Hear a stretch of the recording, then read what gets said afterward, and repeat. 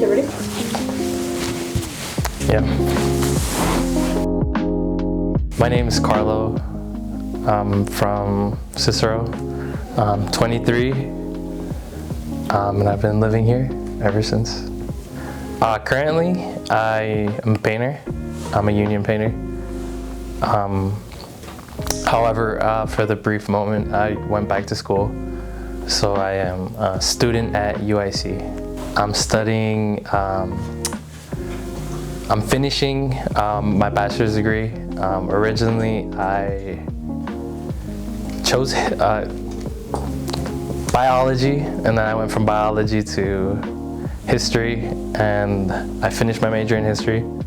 Now I'm just finishing a minor in business administration.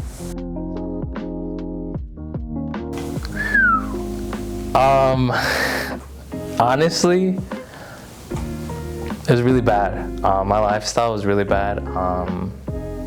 I'd say prior to my conversion, I would live to go out, quite simply. I think I would just live for the weekend.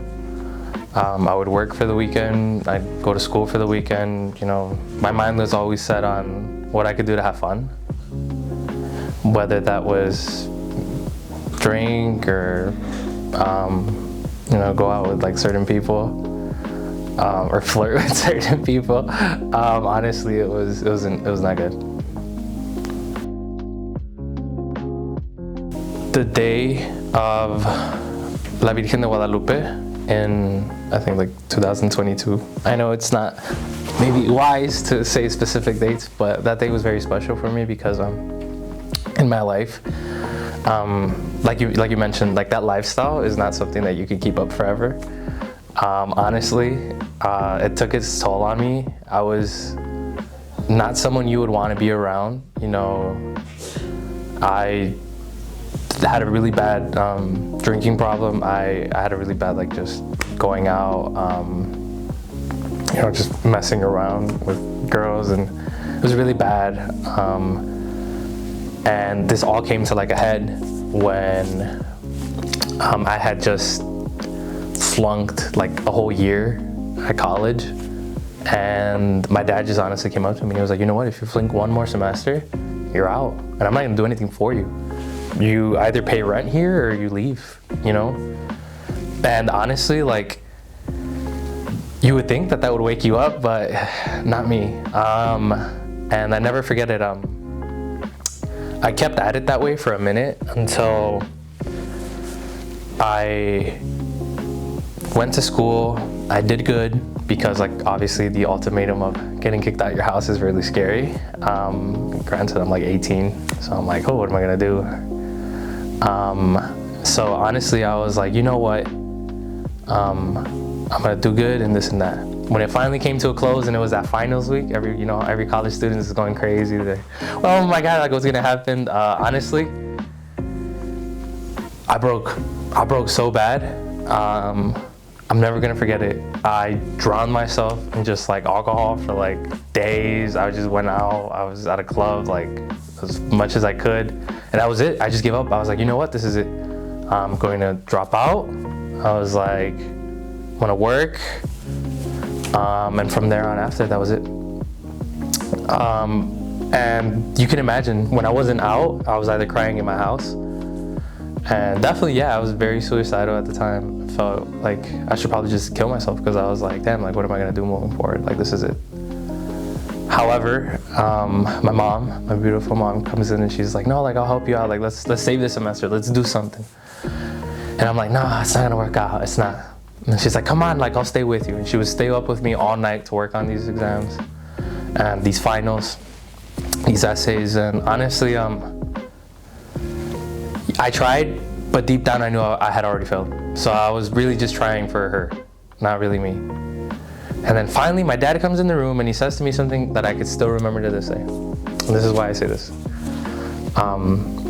I know I mentioned the significance of La Virgencita. She'll come up. But my dad comes in and he's like,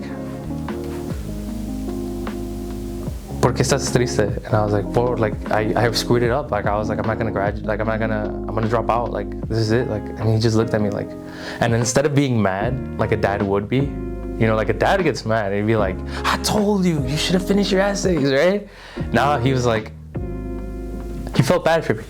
You know, like instead of being like any other father who would have been like, you're right, afuera, out of the house. He was like, you know what? Just pray. And I looked at him like, what are you talking about? What are you crazy, right? I was like, I've been praying. What do you mean? I've been praying every day. Clear, I wasn't, by the way, right? But he's like, no, I want you to pray. But this time I want you to do it different. And I was like, what do you want me to do different? And he's like, I want you to pray and I want you to ask God, almost like an offering, everything that you're feeling right now. Your sadness, your fears, your anxieties. I want you to be like, hey, you know what, God? Here, like take it. Take my fears, my anxieties, my unworthiness of whether things are gonna come out, and just give me the strength to keep going. That's it. I gave you everything. I surrender myself to you completely. Like, just give me the strength to keep going. Beautiful. And honestly, I took him for his word. And the funny part is, a friend of mine, Jose Carlos, had invited me to be part of the Recreación de la Virgen de Guadalupe. So he was Juan Diego and I was un criado, so I was part of it. And why is this important? Because I listened to my dad's advice and I prayed for like 3 days straight. Keep in mind, all finals are doing 3 days. I have to write like 25-page essays. It's impossible, right? But all I did for 3 days was I prayed, I drank lots of coffee, and I didn't sleep. Whenever I felt like I was getting too scared, I would pray, and when I was getting too sleepy, I would drink coffee. And that's it. I did that over and over and over, and on 3 days I finished everything. I saved the semester, and everything was good. It was the most intense praying of my life. I slept 2 hours every day. But I finished. I saved the semester. And I submitted it on December 12th, 5:30. La Recreación was at 6. They told us to be there at 6. I got ready in 30 minutes and I left as soon as I submitted it. So here I am, like absolutely going insane, right? Like I'm going crazy. Like I'm like, oh my God, like I did all of this. Like, God, thank you. Like you saved me. You did, like this was a miracle. I would not have done this without you.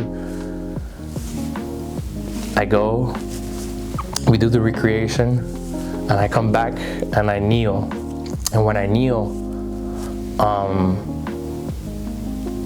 I start bawling, like after the Eucharist, like I just start bawling my eyes out after having taken the communion. And out of nowhere, I felt this like immense warmth. Like someone had given me like this warm hug. And I looked up, and the first thing I saw was La Virgencita. And I still remember that warmth, and I still remember that moment because I understood who was there.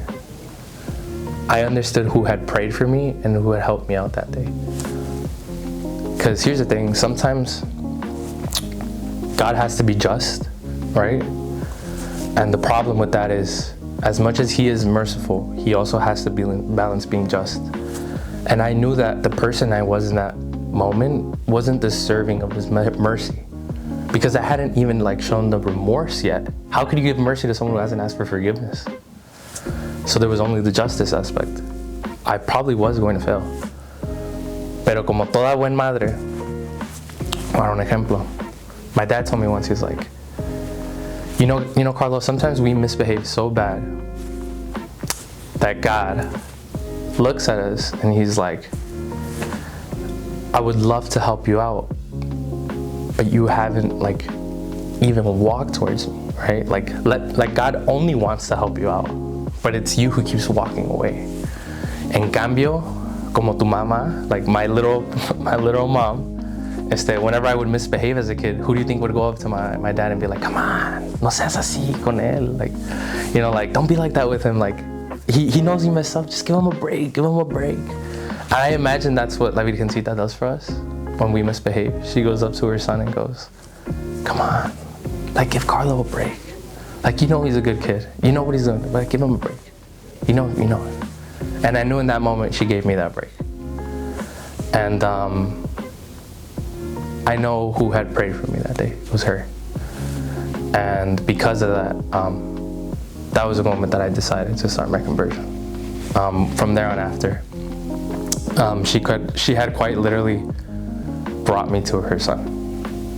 So that was my conversion.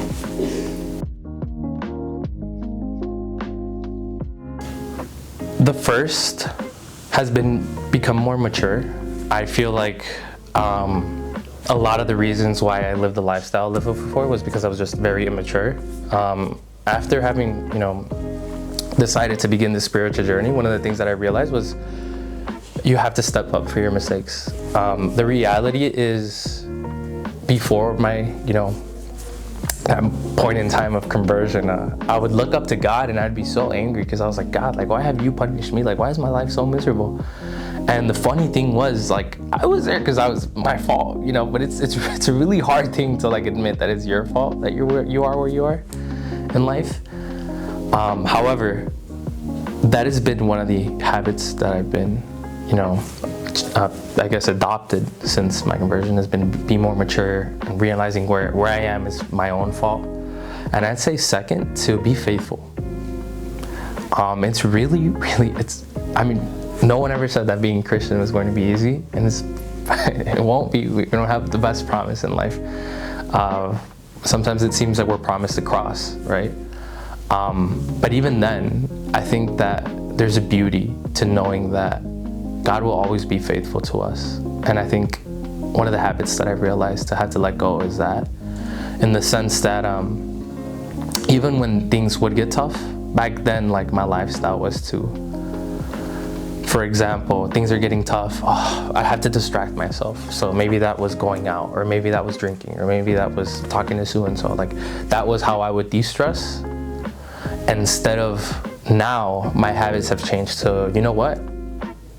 I want to cry, but instead of doing that in my room alone, I'm going to go do that in Santissimo, right? Because I know God hears me. Instead of trying to use alcohol as like this medicine, the Eucharist is my medicine. I believe that taking that Eucharist is what gives me the strength to, fight the temptations, fight evil, wake up a las 4 de la mañana para ir a trabajar. Like, that is the one that helps me. And so yeah, I'd say the biggest habits in my life have changed because of my ability to become more mature and be faithful to God, even through the tough times.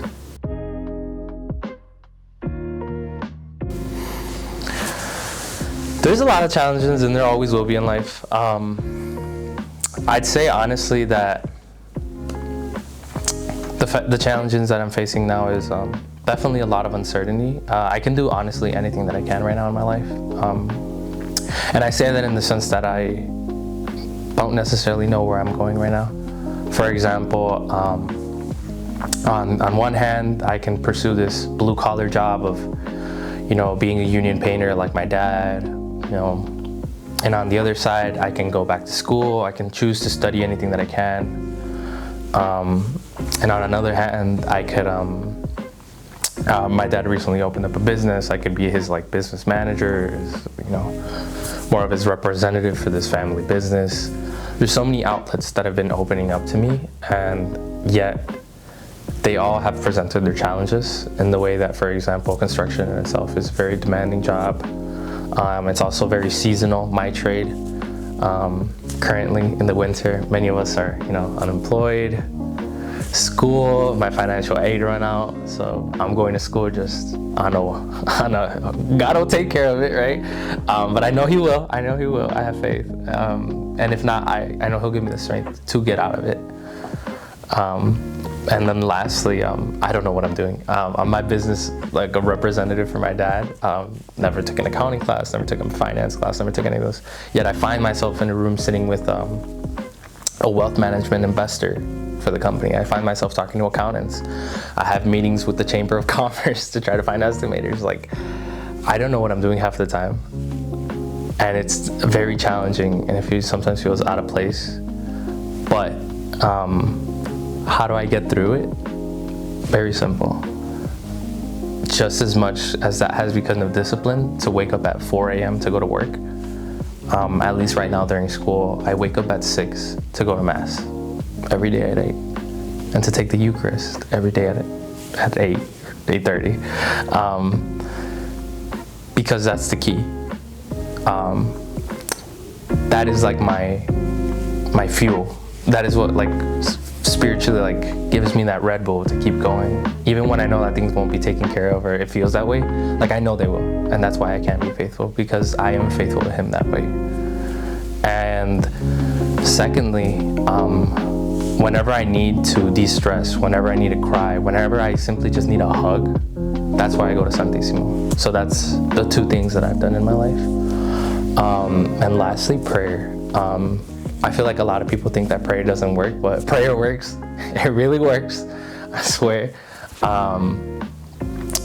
So I find myself often, like if I've had a really tough day, whether it's just a moment of, you know, getting on my knees in my house, or maybe sitting down, or maybe in the couch or wherever, just, you know, I just pray and I'm like, God, like, I know you can hear me. And I believe you can hear me, because those are two very separate things. I believe you hear me. And therefore, because I believe He's hearing me, I'm able to channel whatever I'm feeling. You know, sometimes we like to say that the beautiful prayer is the one that we like write like a poem. But sometimes the beautiful prayer is the one that where you're just like, I'm frustrated, right? Like I'm done. Like help me, God, right? Because that's what God wants, right? He doesn't want you to almost portray someone to Him. He wants you to be yourself, right? And if being yourself right now is sad, angry, alone, whatever it is, right? Damaged, that's who He wants. And so I've reminded myself that that is the outlet I have through prayer. That is the outlet I have through Santissimo Holy Hour and the Eucharist. And that has been my, I guess you could say, tools to beat the challenge. It's been beautiful and challenging.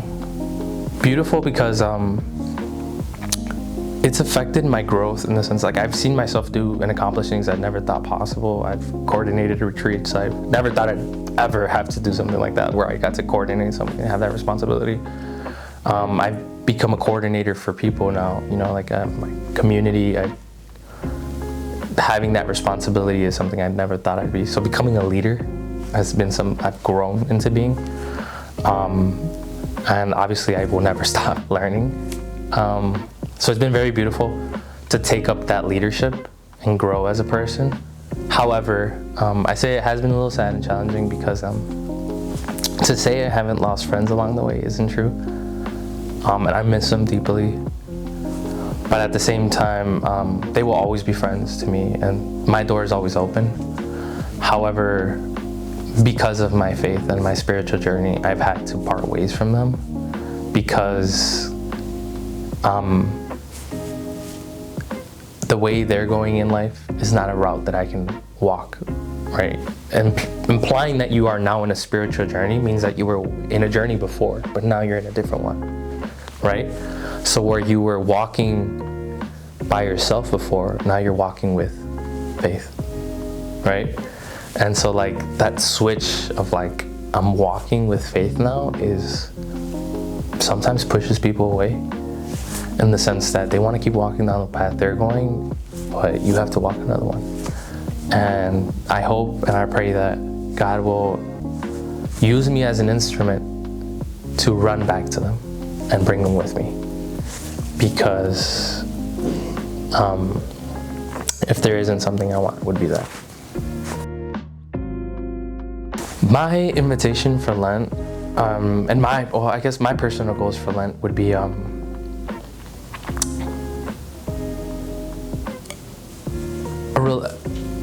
I guess I'll give a little context before, but so everyone hears of the Pharisees.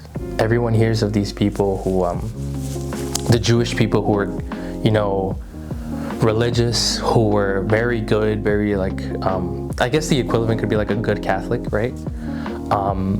And they would do their best to really please God, but never have a relationship with Him. Like they would listen and follow His rules, but that's all it became, like rules, right? And I think at least for this Lent, if I were to invite anyone, it would be to find the courage to start that relationship. I think for many of us, either any Scali or other jóvenes out there, you have this encounter. God, you're real, right? Like it's almost like, oh my goodness, like I never thought you were, like, wow, right? Like, what do you want me to do? And then you start learning about your faith, and sometimes may come like rules, right? And you change your lifestyle and you become this person, and it almost sounds like you plateau a little because you're like, okay, well, like, God, like I'm doing everything you asked of me, right? Like I stopped being that angry person. I stopped being this like lustful person, this sloth person, I stopped being that person, God, but why do I not feel like good, like this happiness, right? And it's not to say that, like, yeah, like if you change your life, you'll find that happiness again. No, like, spiritual journey is one of ups and downs. But what I am trying to say is, I think that's where God invites us to step into a relationship. Like he's really happy that you let go of what was, almost those chains that you had. He's happy that you let him go, but now he's inviting you to something else, which is to be his friend, right? I think that at the end, if I were to invite you guys this Lent, is to find Jesus a friend, because he's there, When I go to the Eucharist, I see him as a friend who's waiting for me there. When I go to Holy Hour, he's my friend there waiting for me to tell him about my day. I guess I'll just leave it with this. One of the beautiful things I think about discovering Jesus as a friend this Lent will be that, God knows how your day went, but he's waiting for you to tell him how it went.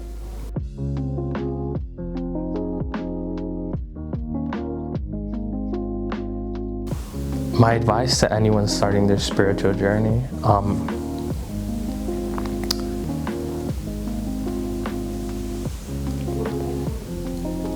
after you have this deep encounter with God, it's not uncommon, and it's honestly just very natural to feel like, God, like I'll never sin again. I'll never do that. Like from here on after, like, and you almost build like this business plan of like 7 keys to success in your head of like, first day, like I'm gonna stop doing this, and then second, and then third, and then fourth, and then 7, I'll be your perfect child, God. Like I'll be what you intended me to do in 7 days, right? And the thing with that is like perfectionism is almost what the devil uses to get us to fall and fail. So after you guys just discover this spiritual journey, or I guess my bad, start this spiritual journey, right? And have this encounter and conversion moment, it's very natural to feel like you have to be perfect now, or at least strive towards that, right? Like that's the goal. And if my advice would be to almost erase that and realize that the goal is in the hands of God. You won't know your goal until almost the day you pass away, right? The real goal is to just keep striving to be with him. What do I mean by that? Whenever you fail, whenever you fall, get back up and you walk right back to Jesus. You see, when you go to confessions, I understand there's a priest there, right? But let's figuratively say for 1 second that was Jesus sitting in there. Get up and walk to him, right? Stay with him. Like, it's natural, you're gonna try to be perfect. And when you fall and you're like, God, like, what am I gonna do? Like, I told you I was gonna be perfect. I'm so sorry, right? Get back up and you go into the confessions and you sit with Jesus, right? And you say, I'm so sorry. And instead, you stay there. And every time that you walk away, you walk right back to him. And that's my advice. Don't strive to be perfect, right? Strive to always be next to him. Strive to always be in his presence.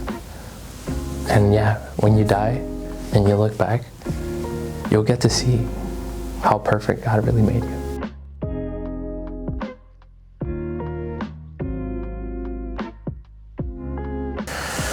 Looking back, how do I see my journey and my conversion? Honestly, you can look at the Bible and you could see that all of our stories aren't too far away, and mine either. You know, sometimes I look back at the Bible and I see this timeline and I'm like, wow, like, it's funny because sometimes I'm like, and they did that and they didn't repent? What? Like, I wouldn't have worshipped the golden calf. I wouldn't have done that. Are you kidding me? And yet it's crazy because you have to almost humble yourself and be like, no, you know, that actually probably would have been me, right? That probably would have been that person who gave up. And the beautiful part is he didn't give up, right? And I can see how, looking back in my life, God didn't give up on me, right? There's numerous times that like I got closer to God, and right when like I'm imagining God would have been like, yes, like, I'll go see, like, you know, throw the party, like, you know, put on the good shit, like, we're about to party, right? Like, he did it. He finally saved it. Like, I found a way to mess it up. And I can't imagine how God must have felt like he's about to throw the party of the year, right? Because, like, I finally did it. Like, come on, we're going home. And I blew it. And, like, I look back, and that's just my life, like, going out, like, every time, like, just, yeah, and blowing it, and blowing it. And every time, like, yeah, like, I'd reach for him and blow it. And I look back, and I'm like, that's beautiful. Because he never gave up. Any other person, like, after, honestly, like, not even after the second, like, after the first time, anyone would have been like, okay, that's it. We're giving up on Karlo. Peace. You know, like, I wish you the best. But God didn't, you know, like, he looked at me and he was like, I have faith. And every time I would go up, he would pray and he would party and he would hope. And looking back at my journey, that's what I see. I see a father who was just anxious for the moment that I wouldn't give up, the moment that I wouldn't blow it. I genuinely see like a father and a timeline of a father who was just anxious for the moment Karlo would be like, he didn't blow it. He's here.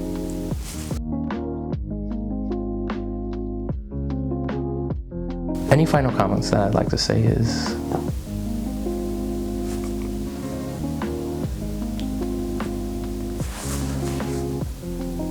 I think that it's natural to sometimes feel very uncertain about what's going to happen. But I constantly tell myself that if there's one thing you can learn from the Bible, if there's one thing you can learn from just your life, your conversion, your everything, is to stay faithful. God is faithful, but now it's our parts to be faithful. Be faithful to God. He'll show up in ways you can't imagine. I think that the more faithful you are to him, the more it will change your life. You'll see how when the storm was rough, right? And I know, trust me, I know the storms are rough. I know there's moments where you think, how am I gonna get out of this, right? Should I give up? Should I go back to my chains? Should I go back to Egypt? I think that those are the moments where you're called to be faithful. I think if there's one last thing I'll say is be faithful to God, because God is faithful to you. And he's waiting for you to either get back up or run to him finally. So that's my last thing.